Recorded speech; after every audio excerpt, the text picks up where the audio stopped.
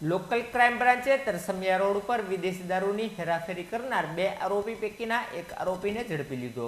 Local crime બ્રાન્ચની ટીમને બાતમી મળી હતી કે તરસમિયા રોડ ઉપર એક્સા સ્કૂટર ઉપર કિશોરભાઈ બેચરભાઈ બારૈયા અને પંકજભાઈ રણછોડભાઈ દિહોરા વિદેશી દારૂ સાથે ઊભા છે। જે બાતમીના આધારે એલસીબીની ટીમે દોડી જતા અંધારાનો લાભ લઈ પંકજભાઈ દિહોરા નાસી છૂટ્યા હતા, જ્યારે કિશોરભાઈ બારૈયાને વિદેશી દારૂની 38 બોટલ સાથે એલસીબીએ ઝડપી ધોરણસરની કાર્યવાહી હાથ ધરી હતી।